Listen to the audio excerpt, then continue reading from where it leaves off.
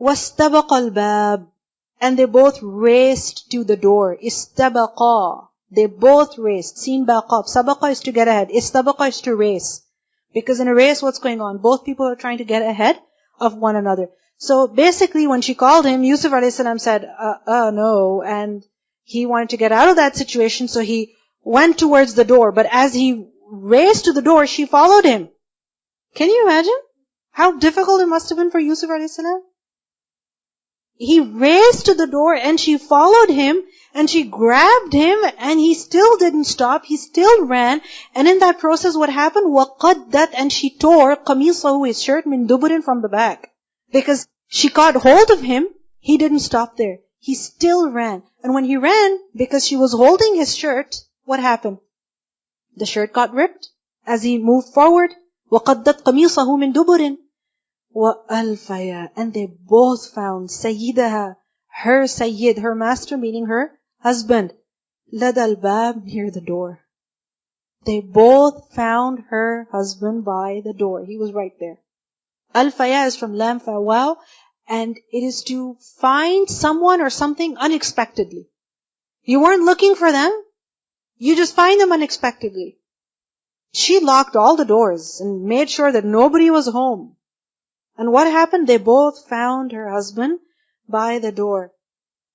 Now, she was in love with him, so-called love. What happened?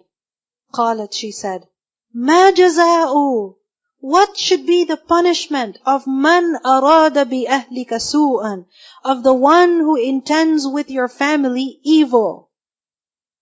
Look at him. She's saying basically, look at Yusuf. He's trying to do something evil with me. He's trying to do something wrong with me. Basically, she's accusing Yusuf a.s. of sexually harassing her. She says, مَا جَزَاءُ مَنْ أَرَادَ بِأَهْلِكَ سُوءًا إِلَّا, except أَن يُسْجَنَ, that he should be imprisoned from sijn. Sijn is prison. أَوْ عَذَابٌ أَلِيمٌ, or a painful punishment. This was her so-called love. Was it love? Was it love? If it was love, would she accuse him like this? Would she be angry like this? No. Because true love, genuine love, that makes you generous and forgiving. But lust is what? It's your selfish desire. It's a person's selfish desire. That doesn't make them generous. That doesn't make them forgiving. That makes them selfish. And if they are refused, they get angry. And when they get angry, they want to take revenge. They want to take revenge. So she also tried to take revenge because he refused her. And it was very upsetting for her that he refused her, so she blamed him. What does this teach us? That many times people will try to tempt you in the name of love. They will tell you, oh, you're very different and can't stop thinking about you.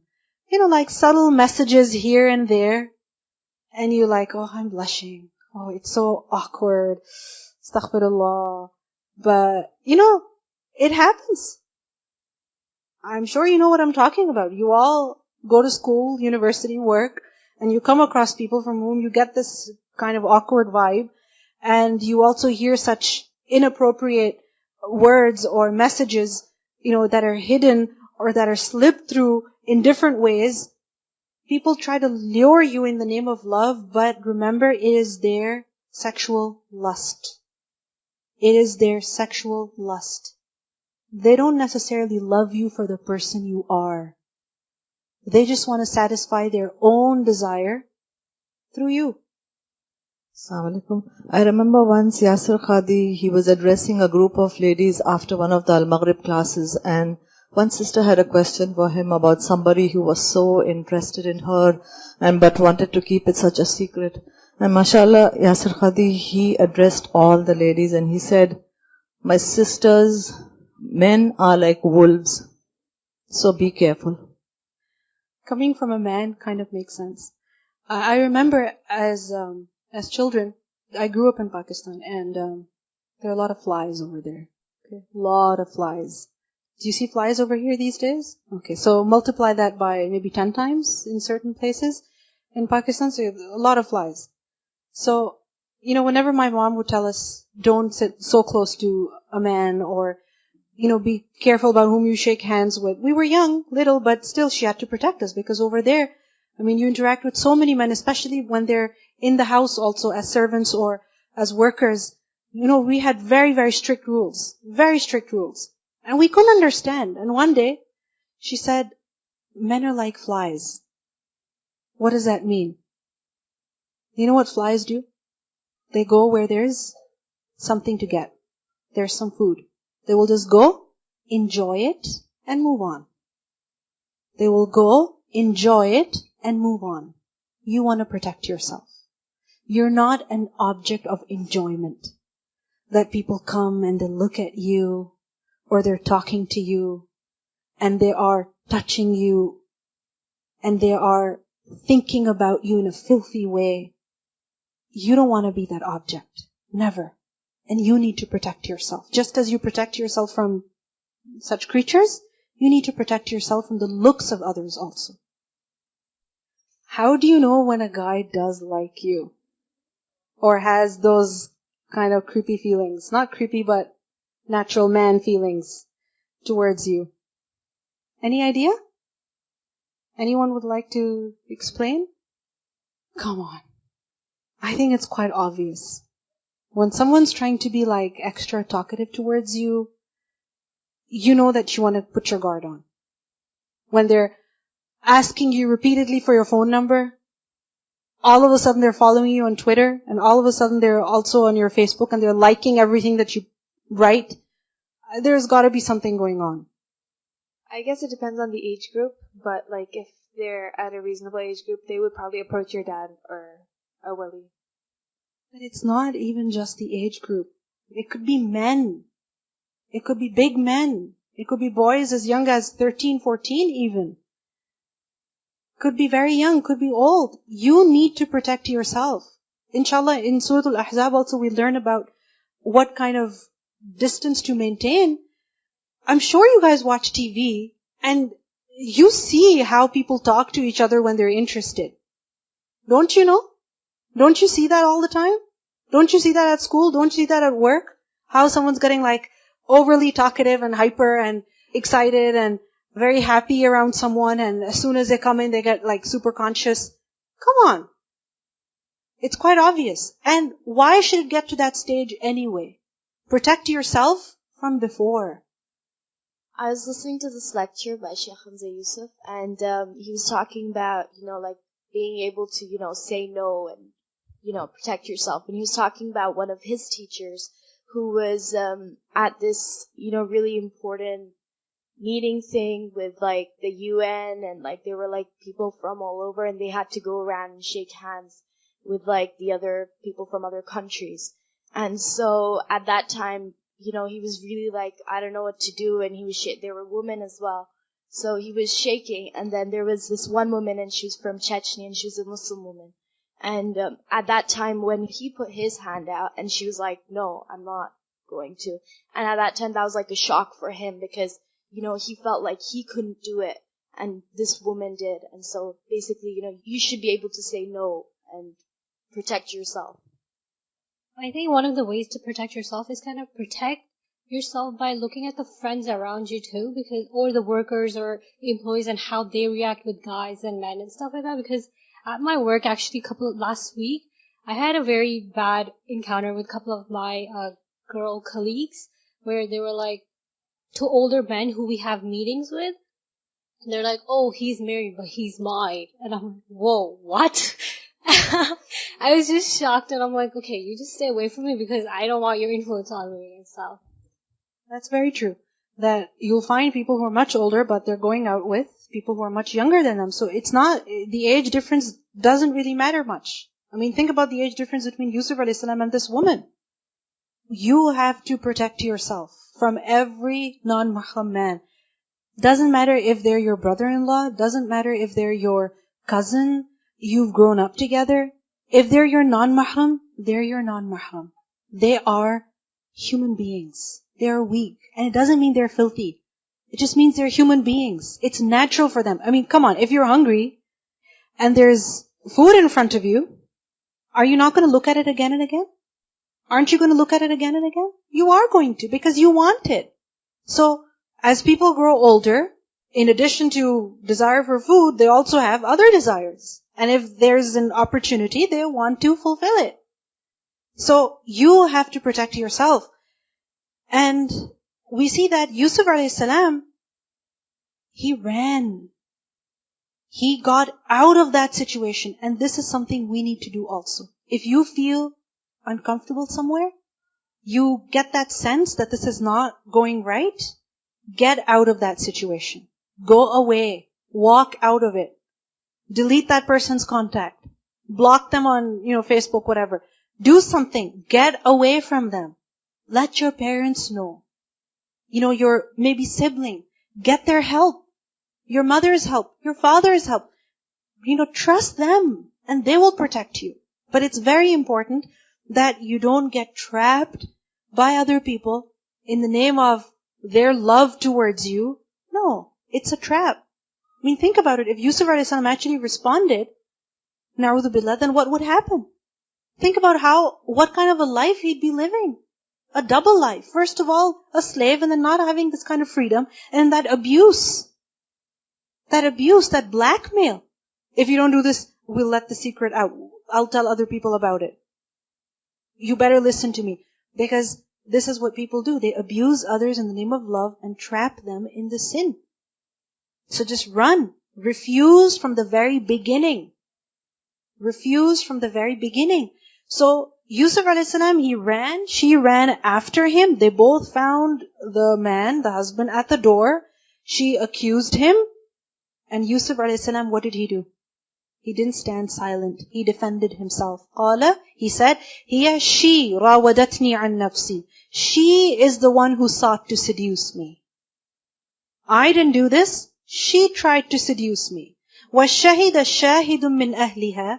And a witness from her family testified, if kana, it was, قَمِيصُهُ, his shirt, قُدَّ مِنْ قُبُلٍ, if it is ripped from the front, فَصَدَقَتْ, then she is truthful, وَهُوَ مِنَ الْكَاذِبِينَ, and he is of the liars. Because you see, who is actually right over here? Because both of them are blaming one another. Right? And if you're ever in the situation where two people are blaming one another and no third person has seen them, there's no eyewitness, then what do you need? Circumstantial evidence. Right? So, a person from her family, meaning the family of the woman, he said that if his shirt is torn from the front, then that means that she is truthful and he is lying. Meaning that he is the one who tried to harm her and she protected herself. وَإِن كَانَ قَمِيصُهُ قُدَّ مِن دُبُرٍ, but if his shirt is torn from the back, فَكَذَبَتْ, then she is lying, وَهُوَ مِنَ الصَّادِقِينَ, and he is from the truthful. Now how is this a circumstantial evidence? It's very logical. Because think about it. If he is approaching her, then she's trying to defend herself, and to avoid him, she's pushing him away, and in that process, the shirt gets torn from the front. But if he's trying to run away from her, and she stops him, then his shirt is going to be ripped from where? From the back. So this was circumstantial evidence. Now, what happened? Shirt got ripped. And sometimes we get very upset. Oh, my bag got ripped, my shirt got ripped, oh, this happened, that happened. But you know what? It's actually working in your favor. The other day somebody was telling me about how they got a rental car and their GPS was not giving them the right directions. So they basically got to the airport very late, and instead of just leaving the car, they wanted to go and complain at the desk about the GPS. So they went, complained about the GPS, got all the paperwork done, and then finally after a week later when they got the charge, they saw that they were double charged for the entire car rental. And they're like, what happened over here? So they called them up and they said, this is a mistake on your part. And they're like, do you have any proof? Do you have any proof that you actually rented the car for only a day and this was how much the cost was supposed to be? And she's like, yes, actually, I do have paperwork. And how did she get that paperwork? When she went to complain about the GPS. And she would not have gone to complain about the GPS if the GPS was not giving her trouble. And if she didn't have any paperwork, she would have lost hundreds of dollars. So you see, sometimes we get upset. Why is this happening? Why is that happening? But it's actually working in your favor. Now the shirt got ripped, but that actually saved Yusuf alayhi salam. So what happened? فَلَمَّا then when رَأَى he saw قَمِيصَهُ his shirt قُدَّ مِن دُبُرٍ that it was ripped from the back. قَالَ he said, meaning the husband, the master, Aziz Misr, he said, إِنَّهُ مِن كَيْدِكُمْ. This is from your plot. Your plot meaning you women. إِنَّ كَيْدَكُنَّ عَظِيمٌ. Indeed, your kaid, your plot is indeed very great. That strong men become helpless before you and lose their senses. If you trap a man, it's very difficult for him to escape. Very, very difficult for him to escape. So your plot is very great. Yusufu a'rid an hadha. Then he said, "O Yusuf, turn away from this." Meaning ignore it. Ignore this. Whatever has happened. Don't dwell over it, just ignore it. Just pretend as if it never happened. And he said to his wife, the Aziz Misr, he said, وَاسْتَغْفِرِي لِذَنْبِكَ. And you seek forgiveness for your mistake. Meaning, you apologize to Yusuf. Because إِنَّكِ كُنْتِ مِنَ الْخَاطِئِينَ. Indeed, you are of the sinful, meaning you are at fault. It is your fault. Now, Aziz Misr, he realized the truth of Yusuf a.s. statement. And he basically asked him to pass over this whole incident in silence. And also asked her to apologize to Yusuf. Why? Why should he just tell Yusuf a.s. to ignore it? Shouldn't Yusuf a.s. be given justice over here? What could have happened at this point? If he decided to separate the two, he would have to send Yusuf a.s. away. How? By selling him, by sending him away elsewhere. But he didn't want to lose Yusuf a.s. At the same time, if he sent his wife away, divorced her, whatever, then the whole news would spread. And that would be more difficult for him to deal with. Yes, and it would give Yusuf a.s. a very suspicious reputation. So he didn't want this news to spread, basically. So he told his wife, apologize, and he told Yusuf a.s. just ignore it. We'll pretend as if this never happened. But you see, these kind of things, how long can they remain hidden for? Can they remain hidden for very long? No. So what happened? وَقَالَ نِسْوَةٌ فِي الْمَدِينَةِ. The women in the city, they said, إِمْرَأَةُ الْعَزِيزِ, the wife of Aziz, تُرَاوِدُ فَتَاهَا. She is seeking to seduce her fatah. Fatah is young boy. Meaning she's trying to seduce her slave, عَنْ نَفْسِهِ, from himself. Meaning she's trying to have relations with him. قَدْ شَغَفَهَا حُبًّا. Certainly, he has impassioned her with love. شَغَفَ, from sheen, ghain, fa. شَغَفَ, حُبًّا. Basically, shaghafa is the inner part of the heart. So when something penetrates into the heart and just settles there, that is shaghaf. So shaghafaha hubba, he has covered her with love, meaning she is infatuated with him. She's fallen in love with him. She cannot resist him. قَدْ شَغَفَهَا حُبًّا. And they said, إِنَّا لَنَرَاهَا فِي ضَلَالٍ مُبِينٍ. Indeed, we see her in a clear error. I mean, she's crazy. She's fallen in love with her slave. So this talk is going on. Now, women are talking, not men. Do you notice this? Niswatun. Why? Because these women were who? Of the elite class, who had plenty of time, plenty of riches, plenty of, tea parties, whatever. And when people are free, what do they like to do? Gossip. Right? Gossip. And if they've got nothing interesting going on in their own lives, then they have to gossip about celebrities, right? They have to be concerned about the lives of other people, and they have to talk about it, and that's what they were doing.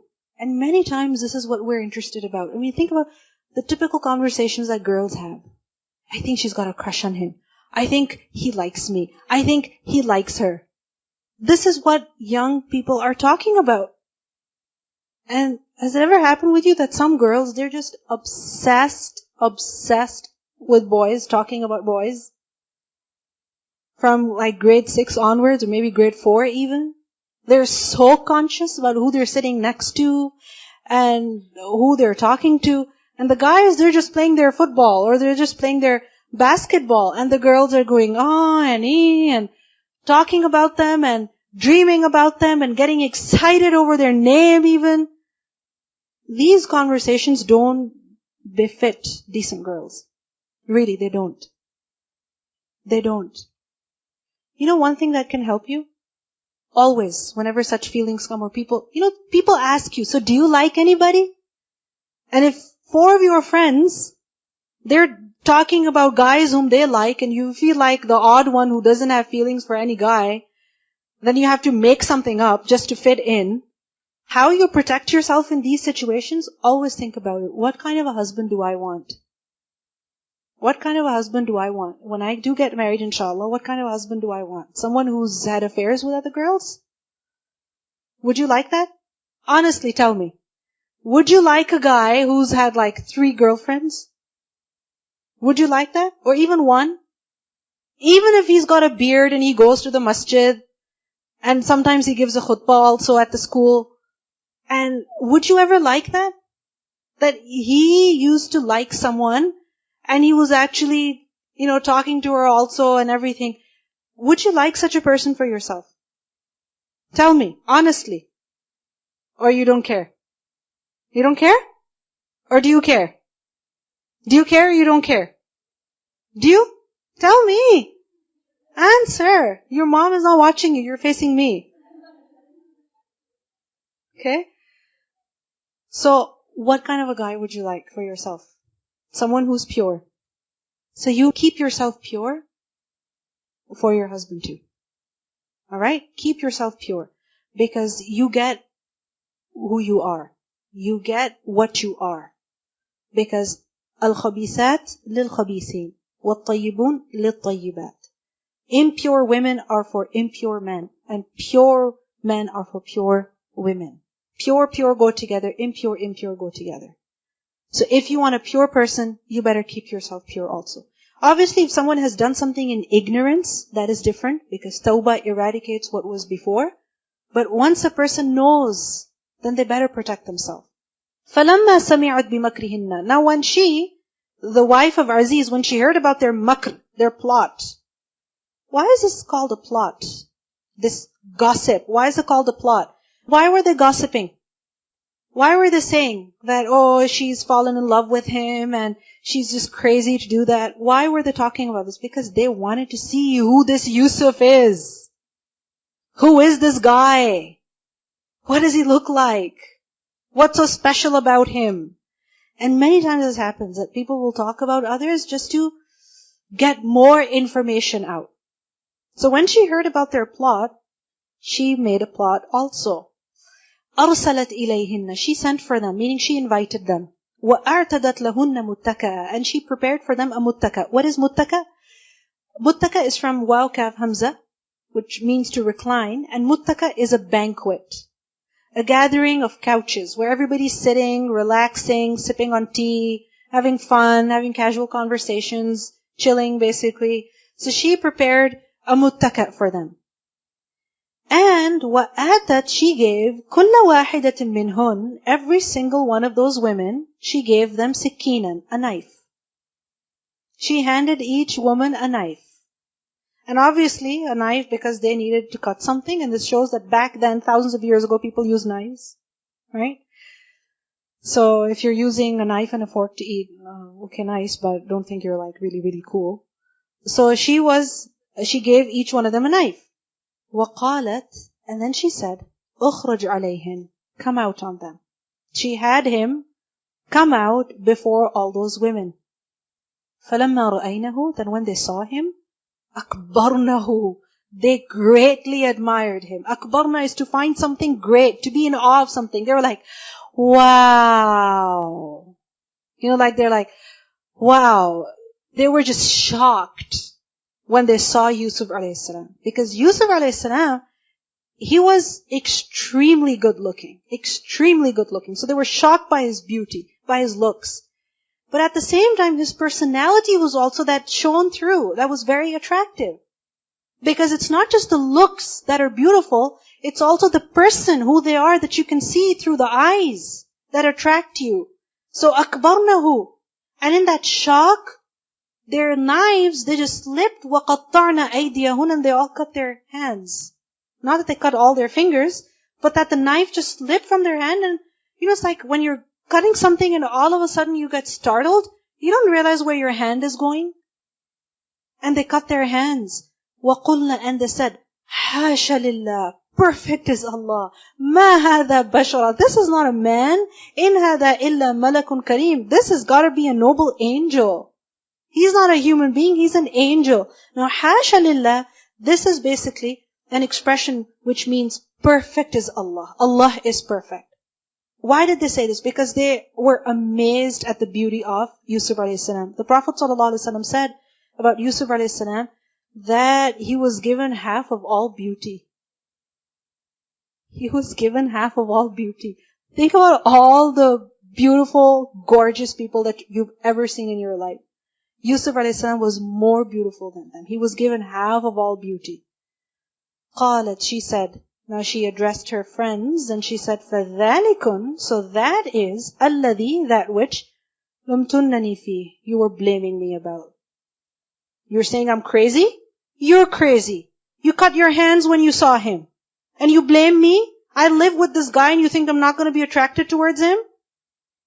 وَلَقَدْ رَاوَدتُّهُ عَنْ نَفْسِهِ. Yes, I certainly sought to seduce him.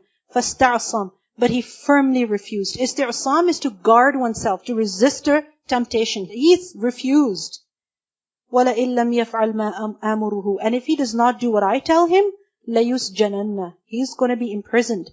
وَلَيَكُونَ مِنَ الصَّاغِرِينَ. And he will be of those who are debased. What kind of love is this?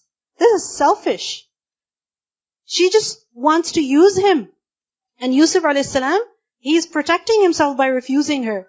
What did he say? قَالَ, he said, Rabbi, my Lord, as-sijnu, the prison, أَحَبُّ إِلَيَّ, it is more beloved to me, مِمَّا يَدْعُونَنِي إِلَيْهِ, than that which they call me to. Oh my Lord, I'd rather go to prison. I don't want to fall in this trap. وَإِلَّا تَصْرِفْ عَنِّي, and if you don't turn away from me, كَيْدَهُنَّ, their plot, أَصْبُ إِلَيْهِنَّ, I will incline towards them. Asbu is from Sad, Ba, Waw, and Subu is to incline towards something. Sabi is from the same root, which is a child.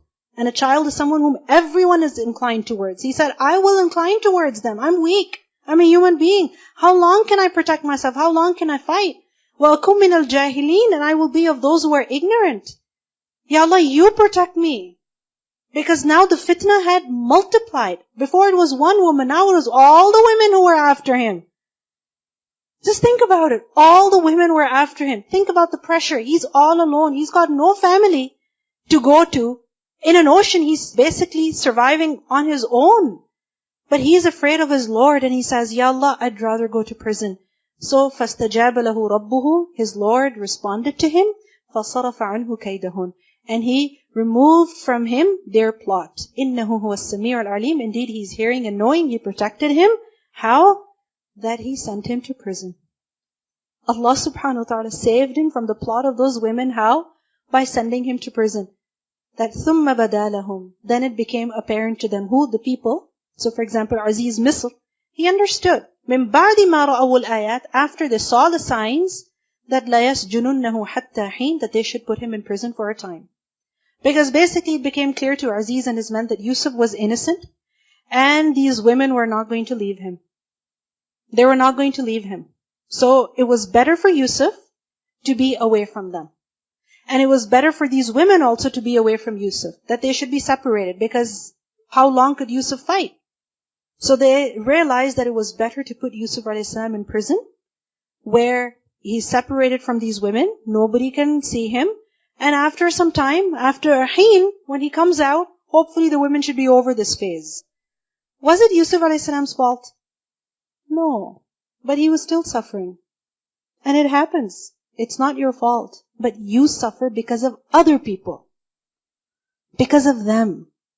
But don't think that that suffering is going to be forever. It's just temporary. It's just for some time. Relief will come. You know, like when you go in a tunnel? When you go in a tunnel, we went to New York recently and we were going through the Lincoln Tunnel. So long. Once you're in there for the first time, you think you're never going to get out, especially when there's so much traffic. But then what happens? Keep going, gets darker, and it's difficult to breathe. It feels like you're going to get suffocated. You can smell all the smoke. But then what happens? Eventually what happens? There is relief. So just keep looking at the end of the tunnel. Subhanakallahumma bihamdik, nashhadu an la ilaha illa anta, nastaghfiruka wa natubu ilayk. Assalamu'alaikum wa rahmatullahi wa barakatuh.